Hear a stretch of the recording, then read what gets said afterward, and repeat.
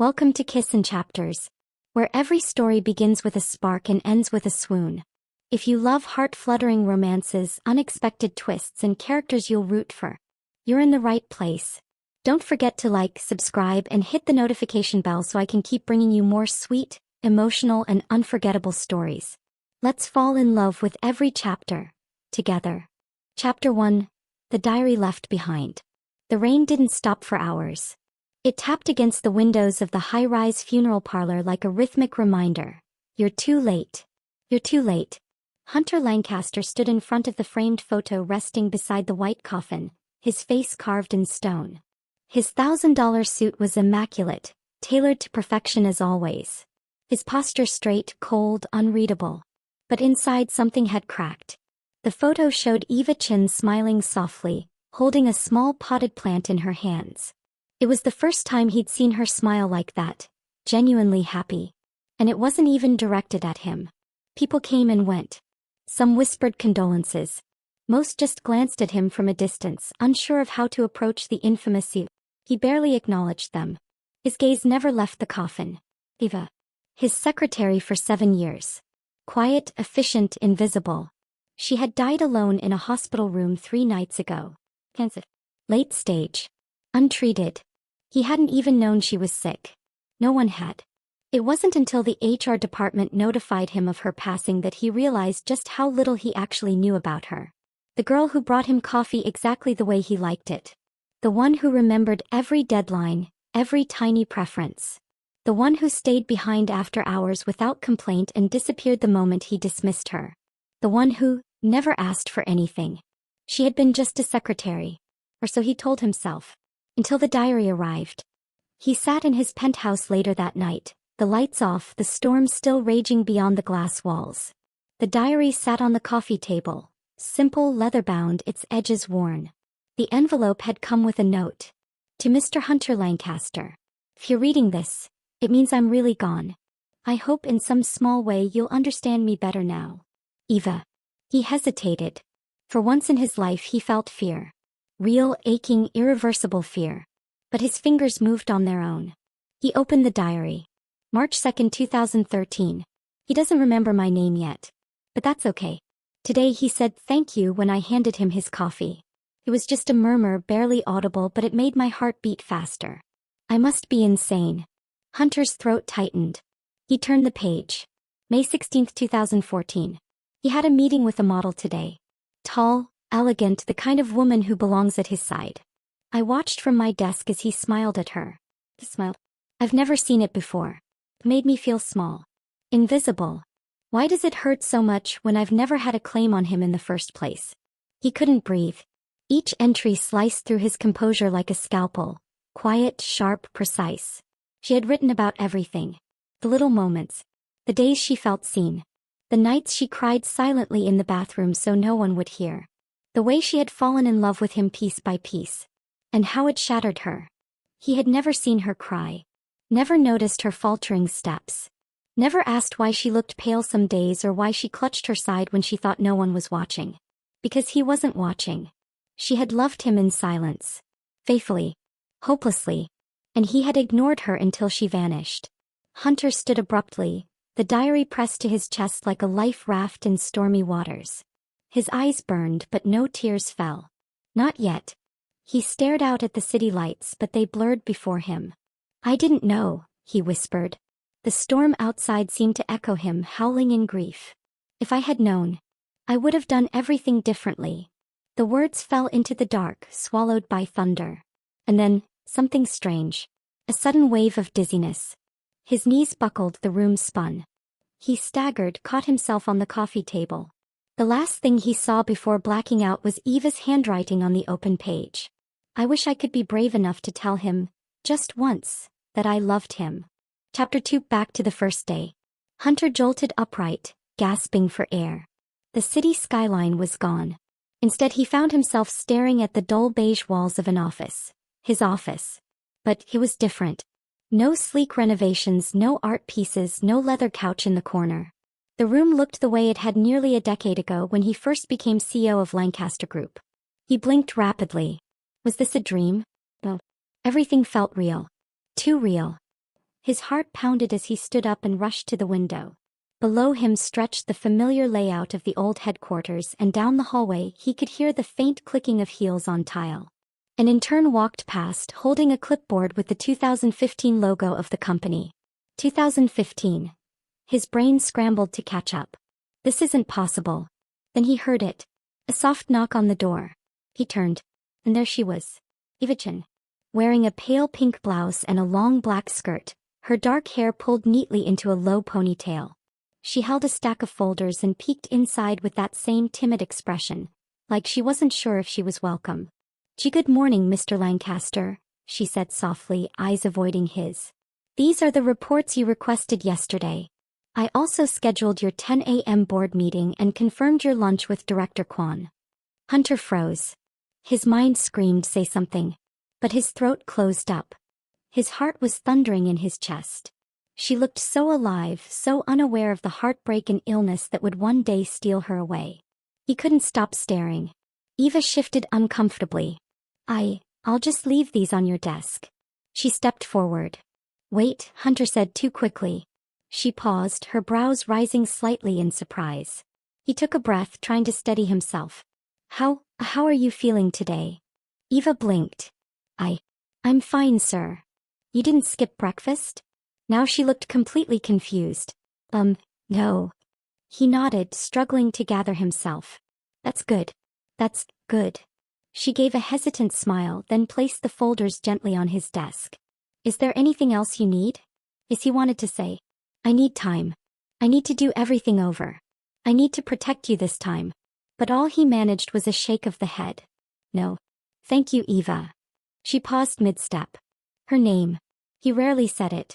"Why, you're welcome," she murmured, quickly turning away and closing the door behind her. The moment she left, Hunter sank into his chair. The diary. Her funeral. The crushing regret. It had all been real. And yet, now she was here. Alive. Smiling. Still untouched by his mistakes. He opened the drawer of his desk with trembling hands, half expecting to find the diary again. But of course it wasn't there. Not in this time. Still, the words burned in his mind. "He doesn't remember my name yet. But that's okay." He remembered. He would remember everything. This was his chance. His miracle. However impossible it seemed, he had no intention of wasting it. He pulled out a notebook and began writing every event he could recall from the original timeline. Meetings. Partnerships. Stock movements. But more importantly, Eva. Her hospital visit in year 6. The late-night overtime hours she never logged. The stress-induced migraines. The doctor she never called back. He wasn't going to be that man again. This time he would see her. This time he would protect her. He would love her, openly. Chapter 3, Noticing Her. Hunter had never realized how much Eva did until he finally began paying attention. She arrived before everyone else. She stayed long after the last department lights dimmed. Her steps were quiet, her voice softer than the hum of the copy machine, and yet, without her the entire office would fall apart. In the past he used to hand her tasks without looking up, without glancing at the exhaustion in her eyes or the way her fingers trembled after hours of typing. He couldn't remember the last time he'd truly looked at her. Now he couldn't stop looking. On her second day back, his second chance, he lingered by his office door and watched her make coffee. She always made it for him at exactly 8:10 a.m. with 1 sugar, no cream. But this time he saw the way she winced when lifting the pot. "Are your wrists hurting?" he asked suddenly. Eva jolted, nearly spilling the coffee. She turned slowly. "Sir." "Your wrists," he said more gently. You winced. "Is it carpal tunnel?" She looked at her hands like she'd never noticed before. I'm fine. Really. You shouldn't be carrying heavy things alone," he said, taking the mug from her carefully. "If you need ergonomic equipment or a break, just say so." Her brows drew together in silent disbelief. "Thank you. I'll keep that in mind." But he could tell she wouldn't. She never asked for help, not even when she needed it. So he made the changes for her. That afternoon, a brand new ergonomic chair appeared at her desk. She protested, of course, but he brushed it off with a neutral, company policy update. The next day, a wrist support mousepad showed up. The day after that, an HR specialist discreetly offered her a paid half-day wellness check. Eva grew suspicious. She knocked on his office door hesitantly that Friday. "Come in," Hunter said, already knowing it was her. She stepped in, holding a printout of her newly approved leave. "Sir, I don't understand. Did I do something wrong? Am I being transferred?" Hunter frowned. "Why would you think that?" No one's ever gone out of their way like this," she admitted, eyes downcast. "I just want to do my job well." He stood and walked around his desk, stopping in front of her. "You do your job well, Eva," he said. "But you're also a person, not a machine. You deserve care." Her eyes flicked up to meet his for the briefest second. There was something raw there, something vulnerable. "You said my name," she whispered. He paused. "I've always known your name." "Not always," she said with a sad smile. His chest ached. "He's right. He never used to. Not until it was too late." "I know it now," he said gently. "And I'll keep saying it." A silence stretched between them. Heavy charged. Eva stepped back quickly, lowering her gaze again. "I'll make sure to take the half day." "Thank you." Hunter nodded, watching her go. After she left, he pulled open his desk drawer. At the very bottom he'd hidden a notebook, his own journal. In it he'd been recording everything about this second chance. Everything she did. Everything he felt. Everything he never wanted to forget again. He flipped to today's entry and wrote. Eva smiled today. It was small. Brief. But it was real. "This time I'll earn every single one." Chapter 4, Changing Her Fate. Eva didn't understand her boss anymore. In just a week, Mr. Hunter Lancaster had gone from cold, impersonal, and exacting to strangely gentle. He said thank you now. Asked if she'd eaten. Noticed when her shoulders were tense or when her fingers twitched from too much typing. She told herself not to read too much into it. He was probably just trying to boost employee morale. Maybe HR had finally cornered him about workplace kindness. But deep down she was confused, uneasy, and maybe a little hopeful. So she kept her guard up. "Eva," Hunter called from his office. She entered with her usual clipboard. "Yes, sir." He nodded toward the couch in his office, where a stack of colorful boxes Saturday. "Those are wellness kits from HR. I asked for one to be prepared specifically for you. There's a heating pad, vitamin packs, wrist guards, and snacks." She stared wide-eyed. "For me?" "Yes." Her fingers tightened around her clipboard. "You don't have to." "I want to," he interrupted gently. "You take care of everyone else, but who takes care of you?" Her throat went dry. Hunter didn't wait for her to answer. "Also, I reviewed your schedule. You're doing far too much for a single person. From next week on, I'm assigning you a junior assistant." Eva blinked. "But I've always managed fine." "No. You've survived fine," he said, tone low but firm. "That's not the same." She had no idea what to say to that. His words, usually clipped and indifferent, were suddenly warm. "Protective. Too protective." I'll adjust the task delegation chart," she murmured, retreating before he saw how flushed her cheeks were. Later that afternoon, Hunter called a meeting with Dr. Lin from the company's partner clinic. She had worked with Eva once in the old timeline, after Eva collapsed from exhaustion in year 6. This time Hunter wasn't waiting. "She's pale," he said plainly. "Thinner than average. She skips meals and works late. I want a full wellness check." Dr. Lin raised a brow. "You know how stubborn she is. She might refuse." "Then make it discreet," he replied. "Send it as a company-wide incentive. I'll have her name at the top of the list." He wasn't taking chances. The memories of that cold hospital room haunted him. The sound of the heart monitor slowing. The diary in his hand while her real heart had already stopped. Not this time. The following day, Eva sat in her cubicle, bewildered by a memo she received. "Congratulations.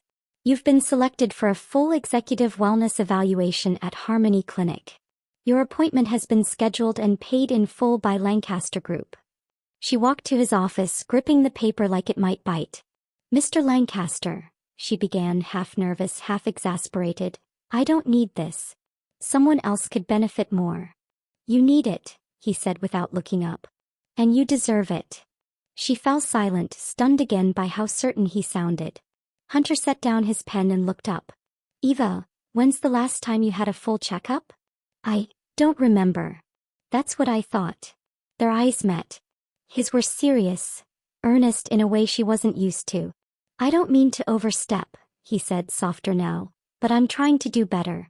As a boss. As a person." Eva didn't respond. She couldn't. Because if she did, she was afraid something in her would crack open. That night, Hunter opened his journal again. He flipped past yesterday's page and wrote, "Today I fought for her health before it was too late. Even if she never remembers what happened the first time, I will. She deserves a life she doesn't have to survive through." Chapter 5: Rumors and Distance. The whispers started small. Just a few harmless comments in the break room. "Did you see the new ergonomic chair on her desk? Must be nice to be the CEO's favorite. First name basis, huh? That's new." Eva tried to ignore them. She kept her head down, focused on her work, and told herself people were just curious. But over the next week, the murmurs grew louder, sharper. "You think something's going on between them? Come on, why else would he suddenly care? She's just a secretary. Why the special treatment?" It was like death by paper cuts. The sting wasn't obvious at first, but it bled her dry all the same. Eva walked into the elevator one afternoon and heard it fall silent mid-conversation. Two marketing staff cleared their throats and refused to meet her eyes. She stood in the corner, heart hammering as silence pressed around her like glass. By the time she returned to her desk, her stomach was twisted in knots. She'd worked for Hunter for years. No one had ever noticed her before. And now that they were, it was for all the wrong reasons. That night, she typed up a transfer request. The next morning, Hunter arrived to find an email flagged as urgent in his inbox. From Eva Chin. Subject: Department Transfer Request. He didn't even finish reading it before standing and heading straight to her desk. "Eva," he said, calm but firm. "My office. Now." She followed him in silence, clutching the hem of her blouse like armor. He closed the door, turned to face her, and raised the email. "Why?" She didn't answer right away. Her fingers tightened. "I just think it would be more appropriate. It's getting hard to focus with the attention." "You mean the rumors?" She flinched but nodded. Hunter exhaled. "People will always talk. Especially when they don't understand what they're seeing." "And what are they seeing?" she asked quietly. "A CEO suddenly being kind to his secretary? Giving her gifts, making her appointments, noticing things he never used to? Strange, sir. I find it strange." Her voice cracked on the last word. And that's when he realized she wasn't just reacting to the rumors. She was hurt. Confused. Feared. He walked around his desk and stood in front of her, close enough that she had to tilt her head up to meet his gaze. "I know I've changed," he said. "I am acting differently. Because I'm trying to make up for how I used to be." He swallowed. "Why now?" He paused. The truth trembled on the tip of his tongue. "Because I already lost you once." But he couldn't say it. "Not yet. I don't expect you to understand everything right now," he said. "But please, Eva, don't go. Not yet." She looked up at him, something flickering behind her eyes, doubt, and something softer beneath it. "I don't want you to be uncomfortable," he added. "You already make me uncomfortable," she said quietly. His heart clenched. "But not in the bad way," she continued, eyes darting away. "More like, I don't know how to act around you anymore." He let out a slow breath. "Then let me earn back your comfort. Let me show you that this isn't some temporary whim." She didn't reply.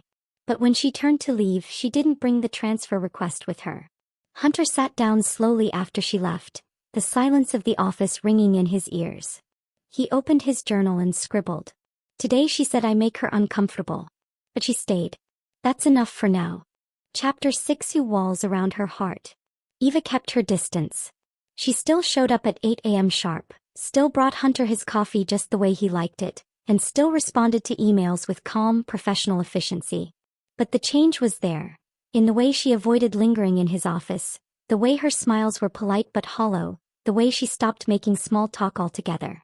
It was like she had wrapped herself in a quiet cocoon of professionalism, one that no warmth could penetrate.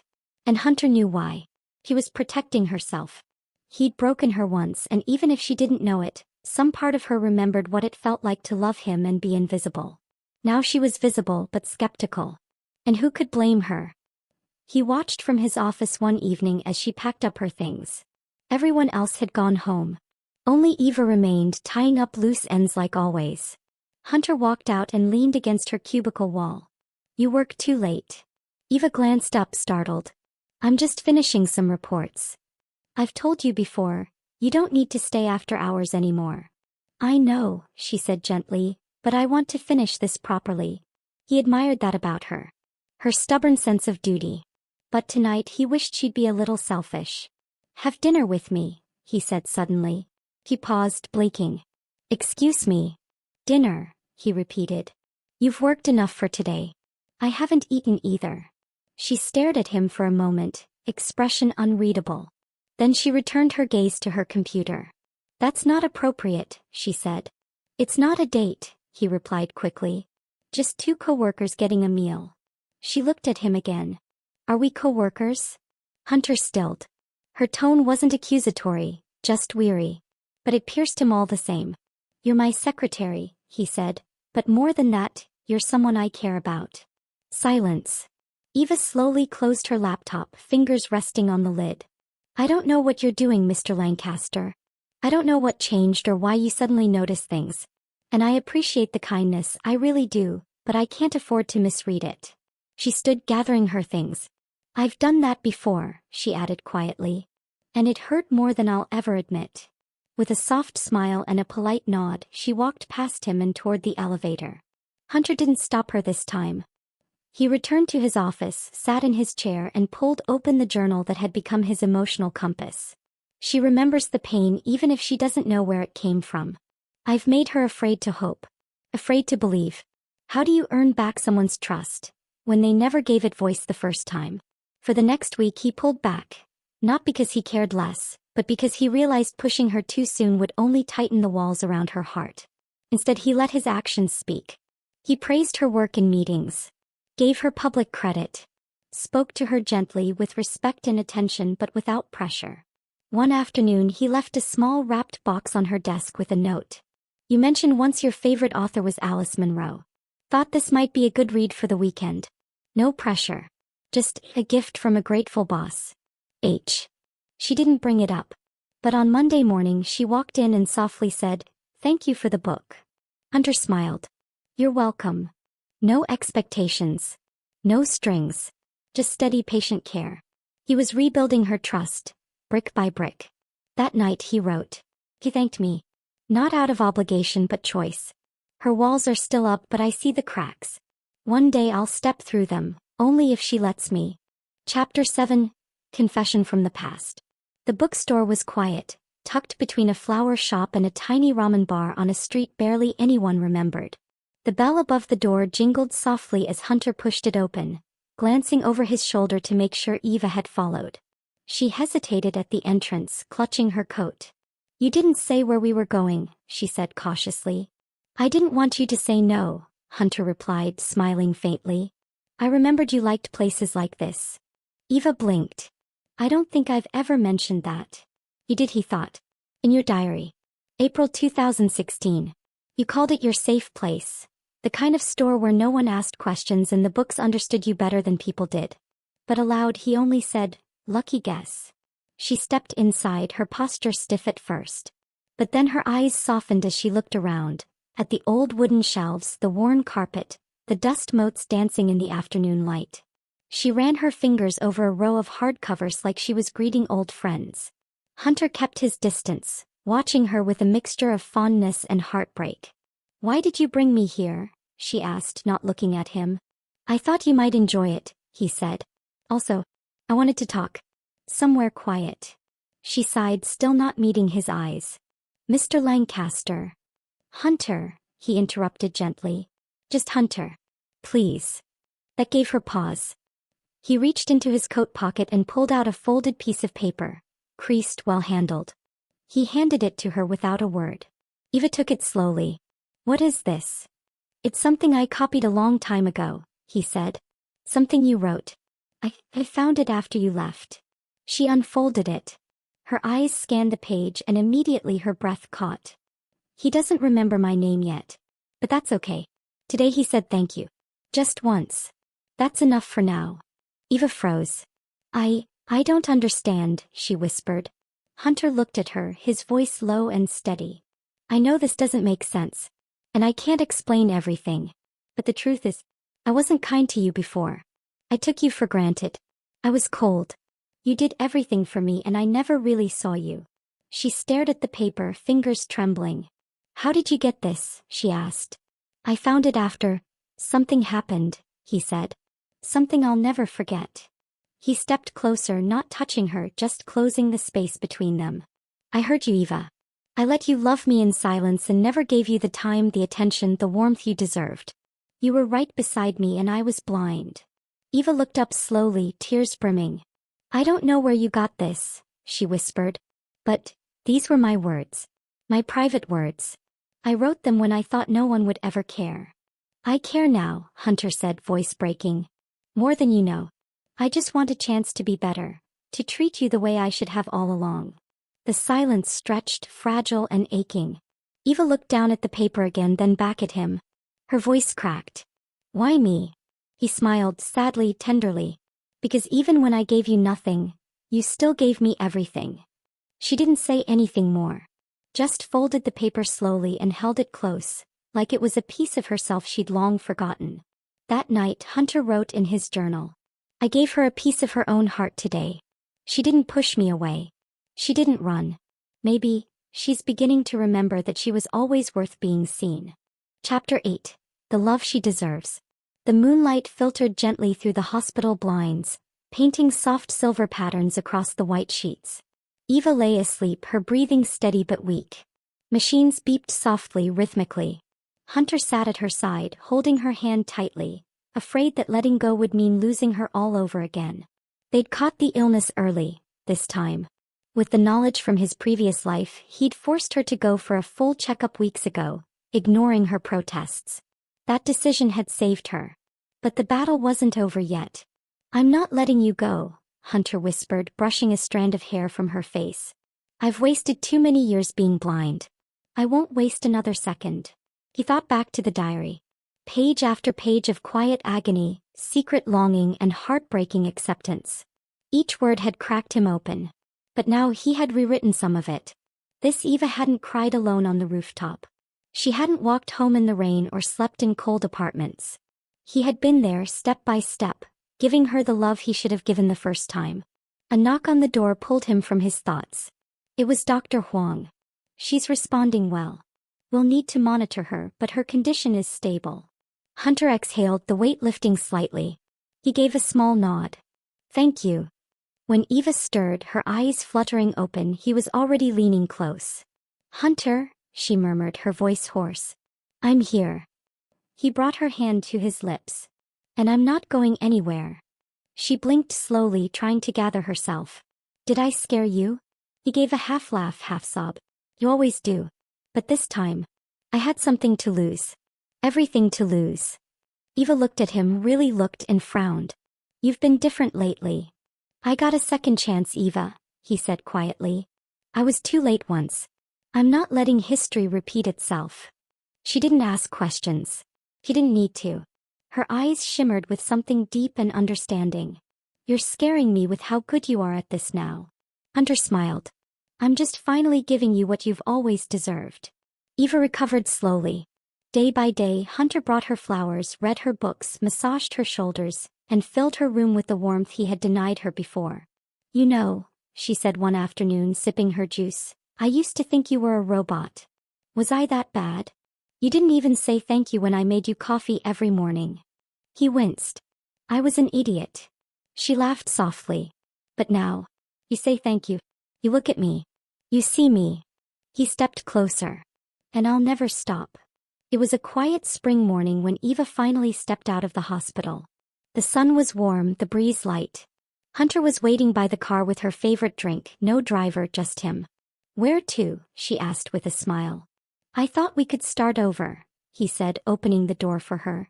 Not as CEO and secretary, but as Hunter and Eva. She looked at him, heart swelling. I'd like that, she said. They didn't rush. They went on quiet dates. Walked in parks. Took weekend trips. He listened, learned, apologized. He let her shine and be vulnerable, gave her space and closeness all at once. He loved her so clearly, so honestly, that the pain of the past slowly faded. And when he proposed, on the rooftop where she once cried alone, Eva said yes with tears in her eyes, holding the man who had finally seen her, chosen her, cherished her. This time the ending was hers to write. And it was filled with love. Epilogue, forever this time. Eva never thought her quiet, unremarkable days would lead to this. Her hands trembled slightly as she adjusted her earrings in the mirror. Outside the dressing room, soft music played and sunlight poured through the large glass windows of the seaside villa they had chosen for the ceremony.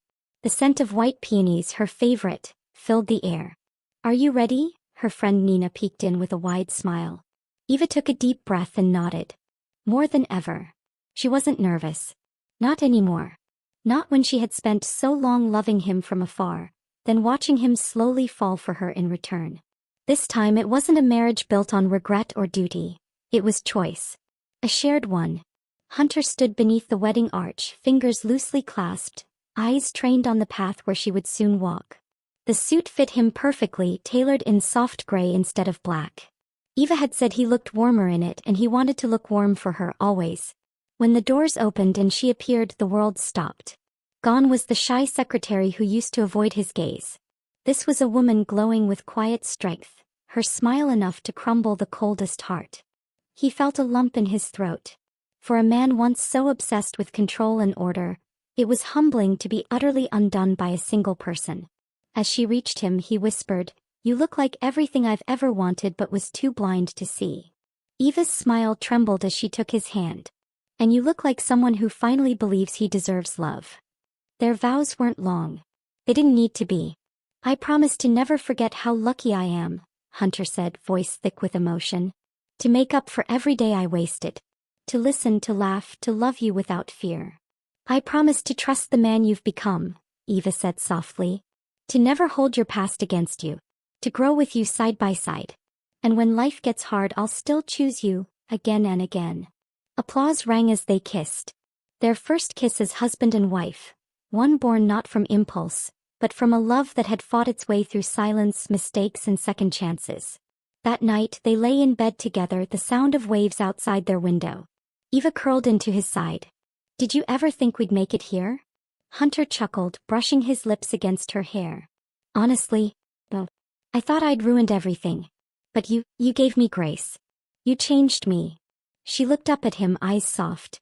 "And you taught me that even the coldest heart can warm with enough love." He turned to her, eyes shining. "I love you, Eva. I'll spend the rest of my life proving it." "No need," she whispered, pressing her hand to his chest where his heart beat steady and real. "You already have." Outside, the stars twinkled above the waves. And inside, a once hopeless man and the woman who dared to love him anyway finally found peace in each other's arms. They were home.